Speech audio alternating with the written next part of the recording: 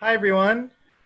First of all, thank you so much for joining us for today's TrailOff conversation. This is the first of 11 talks that will have in support of TrailOff, and we're so excited that you've chosen to join us. My name is Zach Blackwood. I'm an artistic producer at FringeArts. Together with my co-producer, Katie Dammers, and our executive director, Nick Stuccio, we put together the curated portion of each year's Philadelphia Fringe Festival. This year, we're presenting the 2020 Fringe Festival as a kind of hybrid live and digital kind of composite. It's really exciting. It's definitely the biggest digital festival I've ever been, and I'm so excited to show you all what we've been working on for the last lots of time. Thank you so much for your presence, and please continue to tell your friends and family all across the world to consider tuning in for the most accessible Fringe Festival we've ever had. They can join us from Pasadena, from Antarctica, from Adelaide, South Australia, and we welcome all of them. While you're at it, consider gifting them a membership or purchasing one for yourself at fringearts.com/support. A little bit of Zoom housekeeping as we begin our transition into our talk. We are conducting this talk in meeting mode in Zoom, a big risk. Your camera can be turned on, but it does not need to be, and we would ask that you keep your mic off unless you're speaking. We will have a little bit of time at the very end for some questions, but in the meantime, we ask that you just let us do some talking and let us give something to you during this time. FringeArts staff is monitoring the chat. That's me, I'm FringeArts staff, hi. And some questions will be answered directly. Most will be answered at the end of the presentation live. As a reminder, this presentation is being recorded and will be posted online following this event. That's not to scare you at all. Please talk all about what you're excited about, any questions that you have. Please, this is a great opportunity to speak to a lot of really fantastic people in your community. So get in there. It's just a note. So now you know. Great. So today's talk is in support of TrailOff, a curated program of the 2020 Fringe Festival presented in collaboration with Swim Pony and the Pennsylvania Environmental Council. TrailOff is a transmedial audio storytelling experience you access with your body and your mobile phone. 10 stories by 10 stunning writers set against the living backdrop of 10 of Philadelphia's circuit trails. The piece was put together by Adrienne Mackey, well, I'll introduce everybody in a moment. But before we jump into that, I would like to take a moment to show you all the trailer for TrailOff, and then we're gonna go ahead and bring on some more folks, okay? So this is the time during which we will watch a trailer.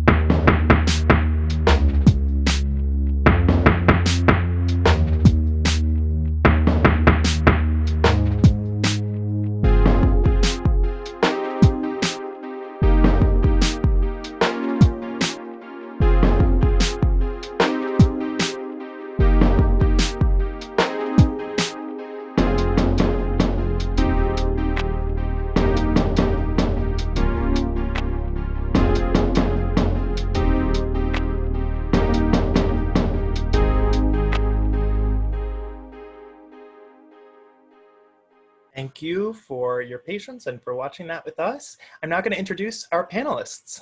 The first panelist is Adrienne Mackey. Adrienne Mackey's Swim Pony was founded in 2009 with a commitment to explore the potential of performance and play by creating live experiences that defy tradition and invite audiences to become curious, critical thinkers in the world.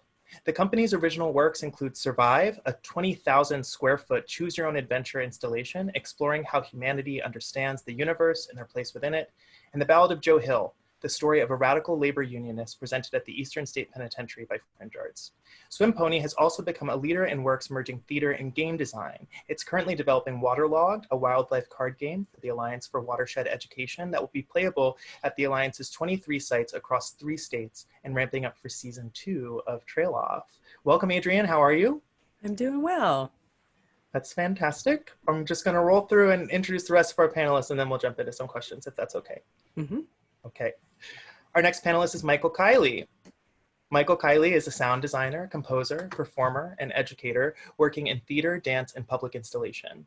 His original works include Close Music for Bodies, which was presented in the Fringe Arts Festival in 2017, an immersive participatory voice piece based in his practice of personal resonance.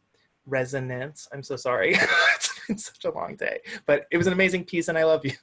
He is also the creator of 3 geolocational sound walk applications for smartphone, The Empty Air, Anamina, and the Grindstone Devotional. He's a 4-time nominee for the Barrymore Awards for Excellence in Theater and 2-time winner for Outstanding Sound Design. Welcome, Michael Kiley. Hi. Our third panelist, Our third panelist is Lizzie Hessek, a program manager for the Pennsylvania Environmental Council. Since 1970, the Pennsylvania Environmental Council has been a central figure in the environmental and conservation discussion in Pennsylvania. Every day, PEC manages challenges facing Pennsylvania's water, land, and air resources, whether from past activities, current practices, or potential future impacts. PEC's mission is to protect and restore the natural and built environments through innovation, collaboration, education, and advocacy. Welcome, Lizzie. Hi. We got everybody. This is great. So I'm so excited to be talking to all of you about TrailOff. I know Adrienne did want to remind us that trailer was filmed in the before times. It's why people are hugging. Please do not hug a stranger or anyone that's not in your, what are we calling them? Social pods. Right? That's right. Yep. All the people in the trailer are socially isolating together. Exactly. Yes. So Adrienne, this is a big moment, right? You've been working on this project for 2.5 years and it will soon be available to our entire city at a time when it feels like people most vitally need it. That's really cool. But I kind of want to rewind a little bit for everybody here and kind of focus just for a moment, if you could talk about the superhero origin story for this work and kind of how it entered into your consciousness first. Sure. I mean, a lot of the work that Swim Pony has done from its beginning has sort of been interested in thinking about actually what is the superpower of theater. And, I think linear, literal narrative is something that I think film does a lot better than theater. And so one of the questions as a theater maker is what is the necessity of being live in a place, actually having to go there? And a few years ago, I started getting really interested in game design in particular and thinking about like, how do we, use technology to help control the choices that a live person has in the way that maybe a video game does. And I also happen to be a distance runner and was using this app called Zombies Run, which if you don't know it, it's got like a really fun little narrative where you're running around the city and then every once in a while zombies chase you. But there's actually a story that's unfolding kind of around the idea that you are this person running around gathering supplies. And I remember having this moment as I was running where in the story they go like, oh, do you see that hospital up ahead? You have to go there. And I was like, no, but if I did, that would be amazing. And that it planted this thought in my head that I carried around for years, just sort of waiting to find the right people and partners. Because as somebody who loves site-based theater, I knew that kind of storytelling was something that was super in my wheelhouse. And I just then needed to find the right people to come together to sort of make the ultimate team. Well, you've got like a stunning team represented here, and I know that there are so many more people kind of behind the scenes that have worked to make TrailOff possible. There are so many performers, so many authors. It's a really massive undertaking, and I know that this work was planned to kind of happen initially earlier this summer, and of course, just due to the world that we all know exists. Okay, we all know what kind of circumstances we're all living in at this time. It kind of shifted a little bit to this timeline. I'm interested in all artists and all people have really had to make major shifts to their lives, and had to take different stock of like what they meant, you know. And I wonder how the animating impulses for this work changed since this time last year. Maybe not the impulses, but kind of the execution of them. Well, I think I think one of the things that's actually interesting is I think in the way that a lot of people have talked about how COVID has exposed, I think, a lot of systemic inequities that have always been there. I think actually the like core mission of the project in some ways is completely unchanged. And if anything, I think is just resonating more with folks, in particular because of the moment of crisis that we're in. You know, the idea, the artistic form of the thing is this kind of transmedial geolocative app, but the core impulse to create it was, how do you get that feeling of site-specific immersive theater more accessible to more people? How do you get that feeling when you're walking on an amazing, beautiful trail and just like, you know, enjoying the heck out of this incredible space and all of the incredible health benefits that come with it to more people? And how do you do that in a way that really invites folks in through a personal connection as opposed to sort of like a didactic informational one?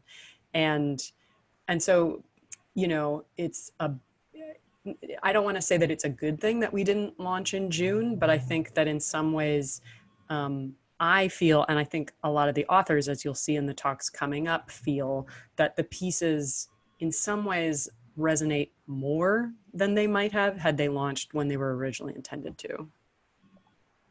That's super cool. Oh, I'm so excited. Get me on a trail. So you're also joined here by Mike Kiley and Lizzie. I would love if you could maybe just introduce your relationships to these collaborators as they relate to this work, as well as maybe just a little bit of the context of how you knew them externally, if that makes sense. Sure. I'll start with Lizzie. I mean, it's funny. I feel like so many things about this project were really lucky confluences and accidents. Lizzie and I met totally randomly, like at a social event, and kind of just hit it off. And like 2 Chardonnays into a happy hour, I was like, you work for a place that has trails? Like, I've got this idea that I really want to do. Can I do it with you? And like, there's no reason that anybody should have let me into that office with my crazy idea. You know, but that, I think in some ways was like one of the things that was a really lovely benefit actually, is that like, I really didn't know a ton about the trail world. I would say that like Peck probably didn't know a ton about the immersive geolocative theater world. And because of that, we actually didn't have a lot of preconceived notions about how the collaboration should go. I don't know if that's how you feel, Lizzie. I do, and I do think that probably Tavern on Camac should be put on all promotional items, since that was where that initial meeting happened. And like all things at Tavern on Camac, it was beautiful. And so what was your moment kind of with Adrienne? Adrienne was like, oh wait, you work on these trails, you work for Peck, like this is so amazing. What was the carrot for you? Was it Adrienne as a person? Because I know that Adrienne's a stunning and amazing person. She's brilliant. Yeah. But what about this project made you feel as though like, okay, this animates something, or this does something that helps me to serve kind of this other mission? Our mission, yeah. So the Pennsylvania Environmental Council is one of the organizations that works within the Circuit Trails Coalition. The Circuit Trails is the Philadelphia's regional trail networks. All of the TrailOff part of the Circuit Trails.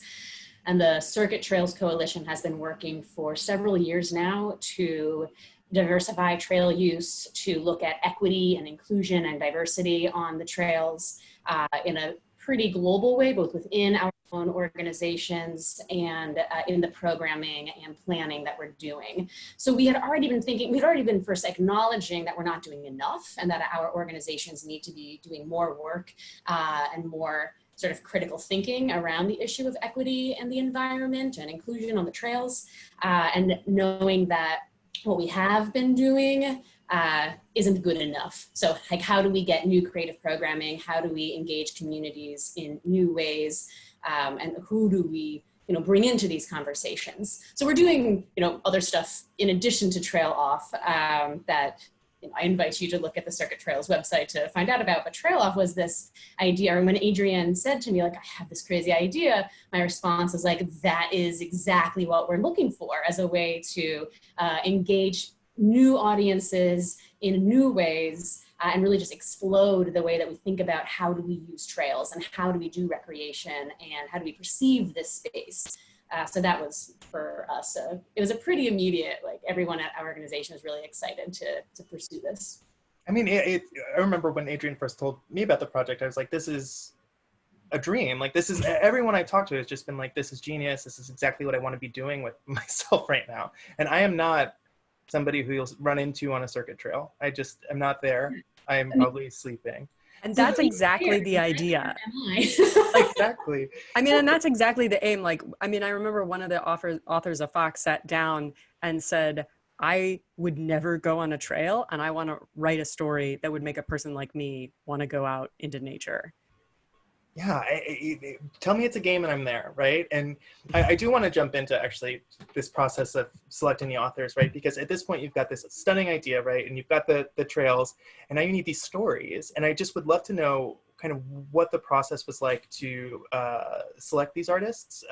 Were there some people who were like, we've got to get this person, you know, or were there, or was it a more, you tell me, you tell it better than I do. How did you find all of these unbelievable storytellers to kind of animate these trails? I think there's another interesting, I mean, I think again, it goes back to, I think one of the strengths about this project across the board, and I know we're going to talk about the collaboration with Mike in a second too, but it's like on every single level, I think people have just been really open and excited to explore the best way. It's sort of like the form and the content are constantly having a conversation. And, you know, once we sort of figured out like the mission of this thing is really to find folks who aren't already being like, if you think about nature trail, you think of like a white guy in bike shorts, right?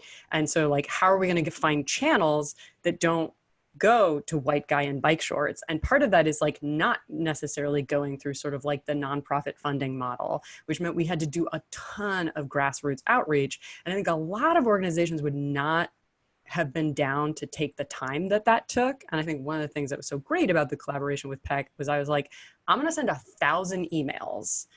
And I did literally send 1,000 emails. And then every single person, their first contact after that initial email was a coffee conversation with me. So I sat down with people like in person, talked to them and said, here's what the project's about. Here's how it's going to work. Here's who's going to be involved. Here's what we think we're going to do. What do you think about it? And then legitimately heard their first responses. And the project changed a ton based on those conversations. And I think we probably met with, you know, over 75 people at that stage. And then from that conversation space and the change to the programming that resulted from it, we continued to sort of keep checking in with artists. And eventually they did all submit an application. But by the time they got to the application, they were so immersed in the conversation and mission of the project that they came in just ready to run. Ready to run, yes. There are so many like good trail puns in here, but I also, it's the strength of the work. It really is the strength of the concept. I immediately was like, I can think of a million writers for whom this would be so exciting. This idea of working off of this real environment and working off of this really vital real-time experience of a reader, an audience member, a listener. How did you connect the authors to the trails? What is the conversation with this person where, okay, I love your story concept. Did they already have a trail in mind, or was it a process of like, you'll love this trail because it has this unbelievable obelisk as a part of this, of the path that you take? That was pretty individual too. I mean, in a second, I'm sure Lizzie will speak to like how we selected the trails themselves, but part of the application process, we had selected 10 trails for you know, to represent a whole variety of landscapes, et cetera, et cetera.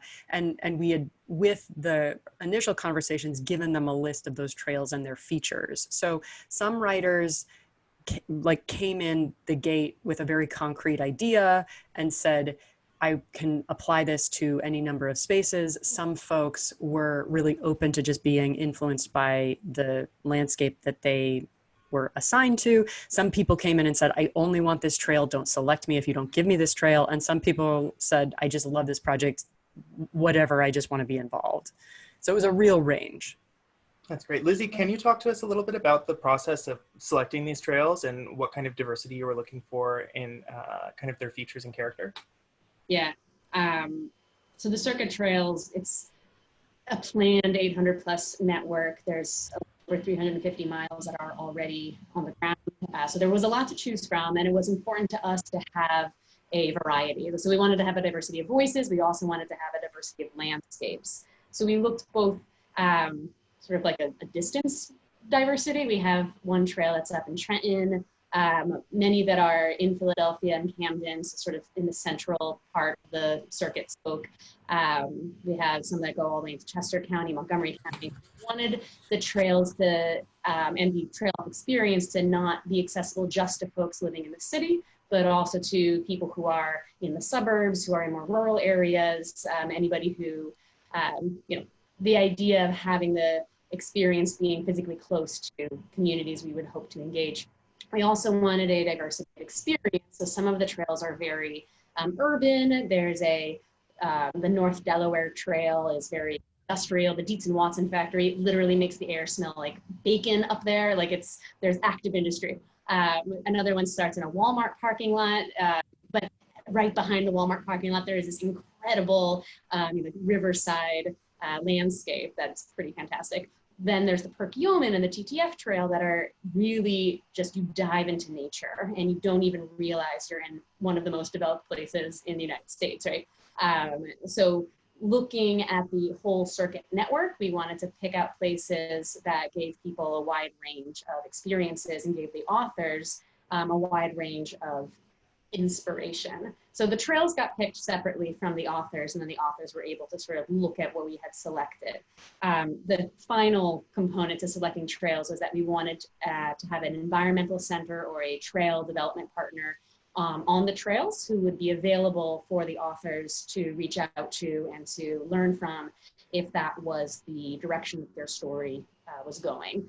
So we also are hoping that the environmental partners will be able to promote this to the communities that they work with as well, knowing that often these sites have pretty close connections to their immediate communities. Yeah.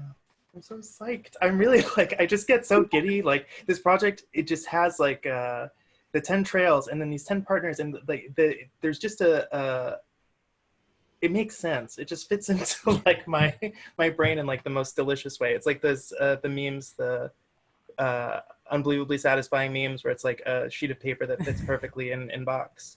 Like that's how I feel about this. Many perfect Russian dolls. Yeah. Oh my gosh, right? So I'd like to bring in kind of our third madman collaborator here, Mike Kiley. Thank you so much for being so patient while we talked about all these other parts. But the sound of this work is really, really important. And you heard some of Mike's sound design earlier during the trailer and as we were just filtering into the room. So while I've got Mike and Adrienne here, I would love to hear about kind of your collaboration together to determine the quality and character of the sound designs for this work, because there are, of course, 10 of them for these 10 trails, but there's also, of course, an overarching TrailOff kind of feel that makes up the work. It's interesting. Like, it's so expansive. I mean, I joke to folks that Mike designed 10 shows. I mean, because they're 10 full-length pieces. And all with original music and underscoring, and was also the sound engineer. So it is like the amount of work in the piece is like kind of astonishing on every level. I mean, I don't know, Mike, what do you think about the collaboration? Yeah, no, I mean, it's funny. So Adrienne and I have never officially worked together before this project. But I think we've always really like admired each other's work from a distance, and we definitely share a lot of aesthetic value, even down to the fact that we're both voice teachers, like we just kind of have a very similar way of looking at things. But yeah, when we started, once we got the scripts, it just sort of became a lot like theatrical sound design, where we were just doing script analysis and kind of like breaking it down and thinking about the themes of the work and what we would want to do. And we didn't really worry about continuity, I don't think. We just sort of were like, the continuity will take care of itself. I think because it's like all the sound is coming, like I'm sitting in the room where all of it was recorded right now, so like there's a continuity there. And then yeah, it just, we didn't really worry about that, and we were just trying to tell the story that the author put on the page in the best way possible and let each piece speak for its own individualism. It was an interesting, I feel like the thing that I think was true about all of them was that I think Mike and I both really felt like we were going to let each piece take the process it needed to take. And so I think the music for each piece was a real emergence from the author's desire. And I think each author had a really different way that they wanted to be involved in that. And some were very, very involved, and some like really sort of were like, you guys go. Like, I don't, like we would ask questions and they'd give us some thoughts and we'd sort of bring something, they'd be like, wow, I think there was a really fun, I felt like, one of the things that I really liked about this process is that it could take, and because it's only in your ears and then sort of in your mind as you see the piece, like you can go anywhere. And so I've in some cases been calling it actually like augmented audio reality, because the stories are not underscoring action that's literally happening in space. They're actually creating it in space. And so how sound functions it's so much more expansive than just designing a play. It actually like a dimension on top of another one. Like, it really is like an unseen world.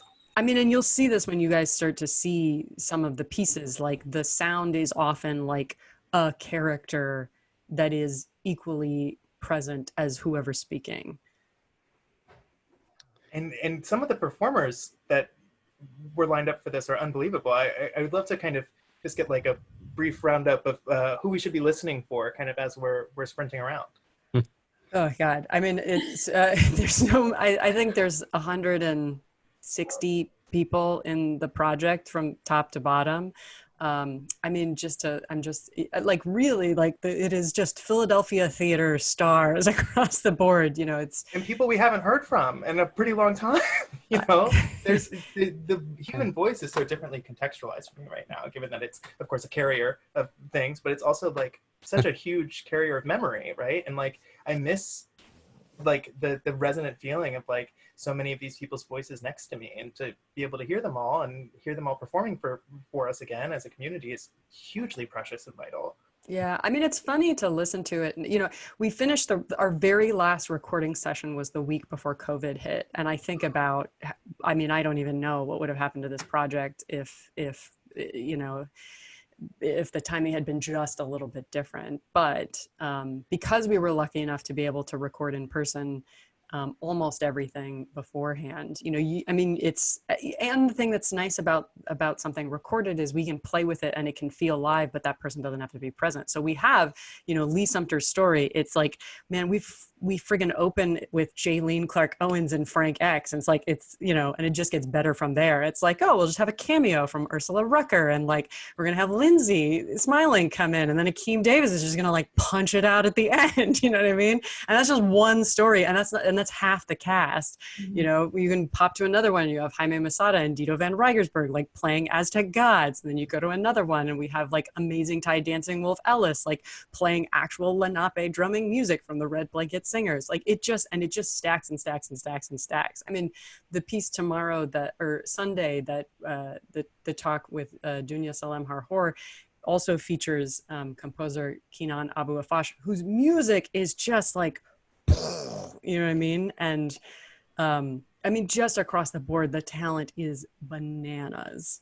Oh my gosh. I'm just like, I've said it 20 times. I'm so excited for this project. I really can't wait to get outside as well, like with the intention to go experience some really cool narratives. So we talked a little bit about the larger mission of the work and the larger intention. What conversations do you hope that audience members have with each other? How do you hope that people interface with each other maybe after they've completed this experience? I mean, I think it's gonna be really different for each story. I Mm, mean, that's, yeah. Lizzie and Mike are the only other people in the world who have access to all the stories. The authors have heard their stories, but I think these guys are the only other ones who, other than our app developer, who've actually like, heard the content of all 10. So I'm just trying to think of like, they're so different, right? You know, you're going to end Carmen Maria Machado's story in the middle of the woods. I'm not going to spoil the ending, but hopefully, like, with the poop scared out of you. Right. Yeah. And then, you know, you're going to finish, you're going to finish a piece like Aaron McMillan's The Inside Outside and hopefully feel like you just finished like a video superhero game. So they're totally, you know, and then there are ones that are really intensely thought-provoking, like a Fox piece, The Way Sand Wants for Water at Camden Gateway Park on the Cooper River Trail, which just, I mean, it guts you. And I remember Lizzie's boss at Peck, the first time he heard it, like I looked over and he's like actually weeping. And I was like, okay, I think we did our job. It's a very I guess. for me to see my boss crying at the table. But I do one thing though that has delighted me in this process. We didn't give the authors any direction on how they should be inspired by the space, but almost across the board, everybody pulls in elements of the natural world, especially the water. A lot of the trails follow waterways.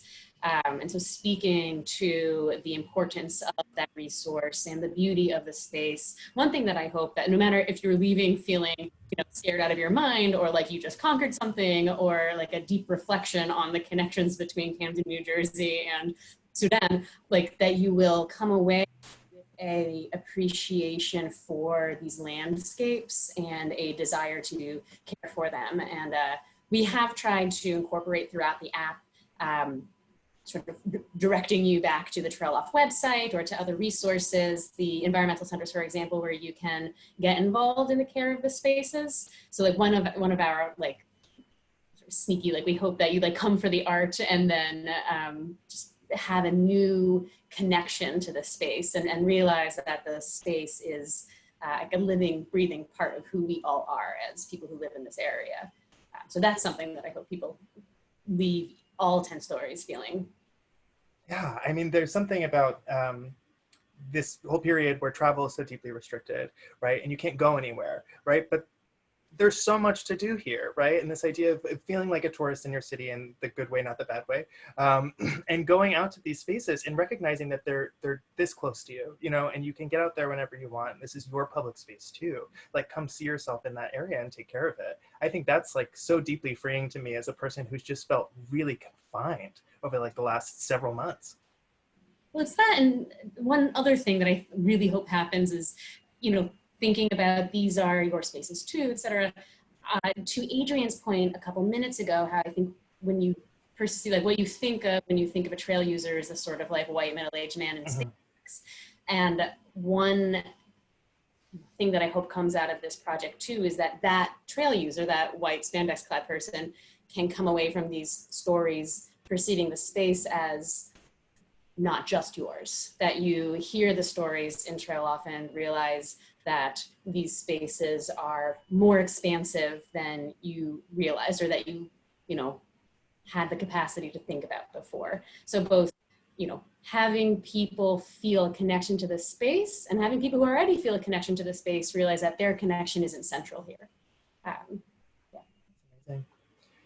Well, everybody, this has been really, really nice. We're going to kind of begin to wrap up here. I take a long time to wrap up. That's why I'm telling you now. My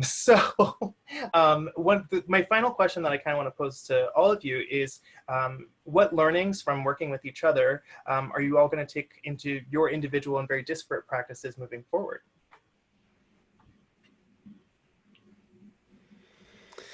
I mean, this is by far the most ambitious project I've ever worked on. And I think that, and that like, that's saying something. Like, I've worked on some pretty big things before. But, you know, watching Adrienne's sort of like tireless desire to get it right and to, you know, go the extra mile and be like, no, I know this is gonna suck, but we have to walk it back, and we have to start over here or there or whatever. Like I usually just drive forward to the finish line, and in moments where I was like, okay, this actually isn't so bad. This is totally the right thing to do. That'll be something that I carry with me for sure. I mean, this is maybe a cop-out answer, but I feel like I'm like, oh, we did it. Now we know what we need to do. And there's a part of me that is, just really hopeful that this group gets to collaborate again, with and I think we did a killer job on this round of it, but I feel like I totally sense the capacity for this team to continue doing the work on this work and go deeper. And I think actually one of the things that I think TrailOff has taught me is that, I think the first pitch was a great idea. Like, it was a good idea.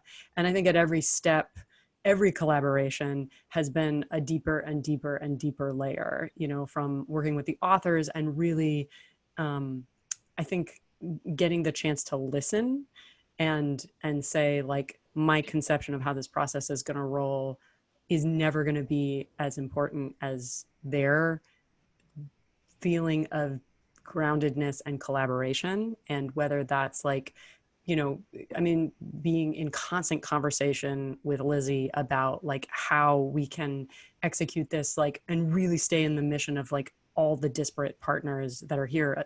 Swim Pony and Peck are very different organizations at very different sizes with very different aims. And I think both of us walk away really feeling value from that. And I think also the number of hours that I have spent in my space, just really, I think getting to a place of creative trust that I am not often somebody who's just I'm going to let you go make an executive decision about a creative thing in this project. And I think we really just got to a point where we were so in sync in terms of aesthetics and mission about each of the stories. And I think about the project as a whole, that we really got to a place, not to say that you don't make compromises. It wasn't a perfectionism attitude. It was a place of what's really important to the story. And I feel at every level, whether it was we got to hold out until we can find an amazing Lenape musician. And I just remember that was one of the ones that I was sweating. I was that is a tough ask, but we're going to do it. And I remember at that last recording session, just looking over at Mike and being we did it. We actually did it. Because it was the very last, it was one of the very last ones. And just being we set ourselves such a challenge across the team, and I'm not even talking about the whole process of developing the technology, which is a whole other conversation that took 8 more complicated steps than I think anybody thought. We essentially built Google Maps for trails. I didn't, they did.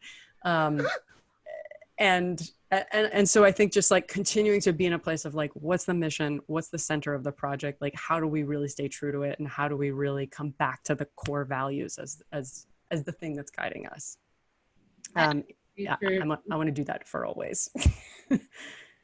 I would say for me that I feel this whole project, very selfishly, I sort of mentioned in passing that I'm not actually really a trail person myself, and I came into this work kind of through a back door, and TrailOff for me has reinvigorated my enjoyment of my job and my career. So thanks guys. Just to fangirl for Mike a second, every time Adrienne would show me something, I would just be are you freaking kidding me? This is good. And that's not really something that is common in environmental programming. So thank you for that also. But moving forward, I think as the whole Circuit Trails Coalition and the Pennsylvania Environmental Council in particular, seeing the depth and the breadth of this work and how far away it is from what we normally do has given us confidence that we can pursue these sort of out there ideas to move our own mission forward, and that as we dive in deeper into the diversity and equity and inclusion work that we're doing, knowing that it's going to take a long time. This process, TrailOff is it's still in progress. This is like just the beginning. We're still in development. It's taking a long time, but it's worth it. And so knowing, like seeing this concrete thing in your hand, the app you can download, and knowing that all of this work is worth it, I think will transfer into everything else that we're doing in the realm of equity in the environment. It's a landmark moment, really and truly. I'm just stunned. I'm so excited. I want to thank you all. We're going to take some questions, but just you've borne with me on a day when I am especially punchy, as I warned you earlier. If we have any audience questions, you can go ahead and put those in the chat for me. I would appreciate it so much. I'm going to give you a moment to think about it. But in the meantime, I just want to thank Adrienne, Michael, and Lizzie for joining us. I also the audience, all the members at FringeArts, and all the artists who have made the Fringe Festival possible. I cannot believe we are here. I just want to take a minute to remind everybody, like, we're having a Fringe Festival. And 6 months ago, I thought that I was having a completely different Fringe Festival than what this one looks like. And it is very stunning and shocking and really just overwhelming that this moment is even here. So I just want to thank everybody and thank all of you for being a part of it. So I do have a question. This one is from Katie Dameris, my co-producer, who is deeply just interested. So can you tease for us what future TrailOff projects might look like or feel like? How might they be different than the work you've done so far? I mean, Who wants to take? Oh, great. Oh, well, I was just going to say, I think that, you know, I don't know that they would necessarily have to look aesthetically different. I think the difference is now, like, we all understand how it works. And I think through the whole first version, you know, like what kinds of stories work best in an audio immersive geolocative space, you know, I mean, we did a lot of exploration and workshopping both before the authors came into the process and once the authors were there. And it was kind of interesting to figure out how to write story for space and time simultaneously. And then how to, I think, to like design for space and time simultaneously. And I think having been through that once, like, I know I just like have a director's eye on like what kinds of questions to be asking earlier. We've also been talking about, to the extent that this is something that authors would be interested in, like how do we take a linear story and make it even more immersive in space, pushing the technology farther to make the experience even more immersive. And, you know, to Adrienne's point, also not necessarily changing the aesthetics of it, but expanding the trail geography as well. So using different trails, different, I don't want to say types of trails, but trails that go into different areas and feel different than what we've already done. And just continuing to tell new stories. The Pennsylvania Arts Alliance approached me at the Greenways and Trails Conference last year and was interested in telling veteran stories through an app like this, like through the TrailOff.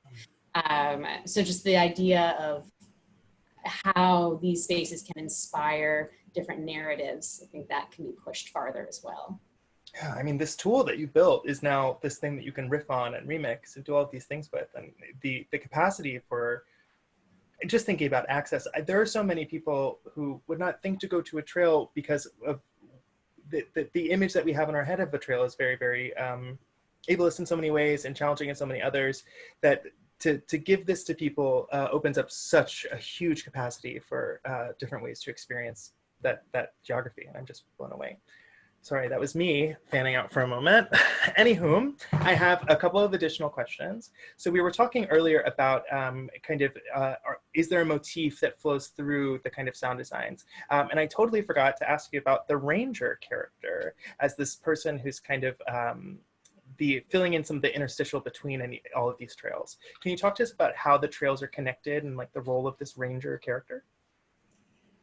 The ranger was an idea that we had because we were sort of thinking, what is the, I don't know, dramaturgically, I'm always interested in sort of like the storytelling interface. And, you know, you can like have an app that is is intended to be very functional, but I was kind of interested in like, what does connect these things if we're not going to build like a whole backstory or something.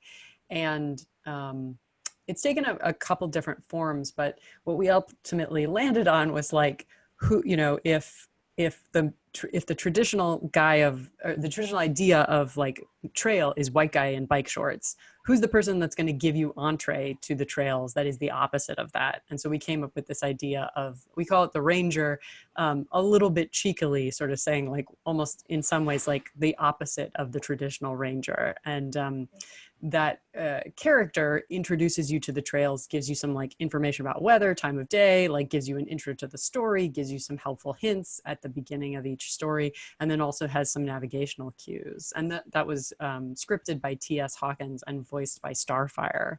And Starfire jokes that she's Black Siri, which I think is like hilarious. I've heard her say that before. And just sort of like we actually like did a pickup recording session that actually in a socially distanced context in my house. That was insane. And it just like, as I was listening to that, just hearing Starfire, like I like reading these like very simple directions, which are just like, take the left at the path. I was like, to even have just like directional cues be this entertaining, it's like going to be such an asset to the app, and actually really creates like a personal connection to, you know, like we embed it in small ways where like the orientation bubbles like sort of like give you like a high five just for like looking at trails, you know, at the end of it, it's, you know, there's just this like, yeah, you did that trail. And I think like that sense of personal connection hopefully gives people a sense of invitation in. Yeah, Christina hosted this year's festival previews, Starfire, and what was so stunning about it was a long day of recording. Like, we need to bring 2 outfits, you're going to be on the soundstage all day, and you would not know at all. Like, it looks like a live scratch night in almost all ways because she's just so stunning and just such a superstar. So we did have one more question. I think this is our last one, and then I'm going to go into my final kind of fun question. I'm trying to... Are there connections kind of between the visual... I'm having trouble understanding this question. I'm sorry. No, please, don't say sorry. It's me. See, I feel terrible. Can you talk to us a little bit about the process of designing the app, more from like an aesthetic and accessibility perspective? What did it mean? Yeah, what did that process look like? Designing the app or accessibility? Sorry. Say it one more time. The design of the app is so inviting, and it seems as though there's a certain amount of ease of use that was kind of thought about in the design of it. Was that one of the kind of animating principles as you were putting this together, and what were some others? I mean, Maria Chaplin did the bulk of the interface design. She went on maternity leave right before the very end. So Lizzie picked up some design. Vanessa Oboihi also jumped in at the end there. So we had kind of like a all hands on deck at the end of the process. But Maria really did the lion's share of the interface design and created all but one of the icons for the stories. Is this going to be lame? Is it weird to show an app on Zoom? No, it's very exciting, especially when you've worked 2.5 years on. Okay, there it is, right? And so, one of the things that Maria so we have like sort of a traditional list view, right, where you can like scroll all the stories, and then obviously we have a map view which like shows where you are, and then you can see where the trails are. But one of the ideas that Maria had that I thought actually was, I think, different than a lot of potentially, I don't know, I'm not like a connoisseur of all apps, but I found it a novel way to think about it. Was, we call it the art view, which is, you know, if you are somebody who wants to approach a story not based on just the name of the author or the distance from yourself, like how do you make a choice? And so Maria came up with these aesthetic icons that represented sort of the spirit of the story, and we called it the graffiti wall. So it's sort of like you look at these like images all up against each other and you go like, well, I definitely want to pick that like beautiful tree, or I really am excited about that like kind of classic 80s mixtape. And I think one of the things that was interesting, I don't know how aware you were of this, Mike, but like I was having this interesting thing where like I was having a conversation with Maria about the design aesthetic of each story and the colors. And I was having like the musical conversations with you, and it like those two things started to like braid together in a really fun way where like I would often play, I would be like trying to explain to Maria what I wanted. I'd be like, I'm gonna play you Mike's music, like just a second. So it's just sort of like, and so I think there is kind of like a subtle linking of the aesthetics between the sound and the visuals in that way. In the way that it's like so super fun to be able to design like sounds for an app where you like push a button to go like all like the haptic sounds. Yes, I totally geeked out on that so hard. Oh my gosh, stunning.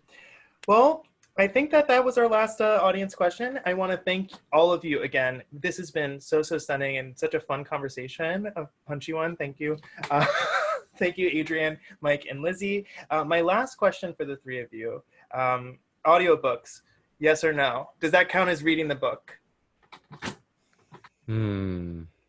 I just discovered audiobooks and I'm kind of into them. There's something really special about like, you know, it's a pandemic, you're going through a divorce, your life is falling apart. All you want to do is sit on your patio and stare into the distance.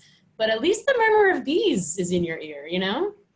I am absolutely on team audiobooks. And I used to tell people like, oh, I listened to an audiobook. I finished a whole audiobook in a weekend. And people would be like, wow, fantastic work. And what they don't understand is that I was laying down, just blasting it in my ears and not moving for 12 hours. I'm sorry. What does everybody else think?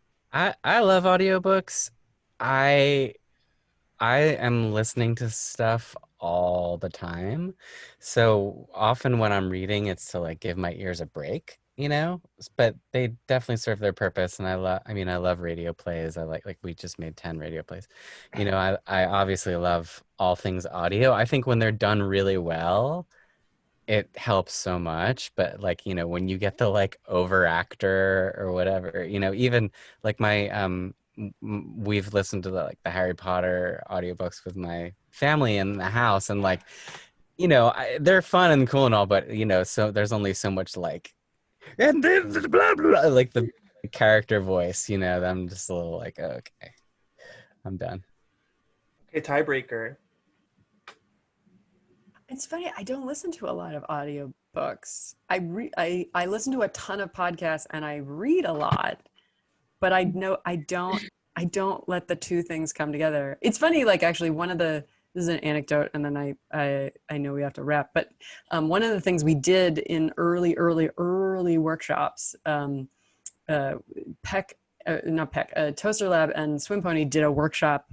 Toaster Lab's our app developer, like right at the beginning of the 2-year process, just to sort of be like, what's it like to hear audio in a space? And we brought a bunch of audiobooks and just sort of played audiobooks while you walk. And I was like, they're so dense. It's so intense. And I realized that the way I read is like, I read something and sort of think about it and like have a thought, and then I come back and audiobooks, you know, it really, there's no room for you. And to circle this all back around to TrailOff, because I'm gonna loop it back around. I mean, I think one of the things that the design of these pieces does, and I think actually like one of the real assets of the way that the music is structured, is that like you get seen and then you are held, like you're not dropped out of it, but you're held in this place of sort of like, in opera, you have like the recitative, which like gives you all the plot. And then you have the aria, which is like the moment where things spread out and you get to like hang in the emotion of the thing. And I feel like TrailOff is like as an experience of like alternating between those two things. And you have this moment to like take some really intense stuff in, and then you just have these like deep, long moments to stretch out.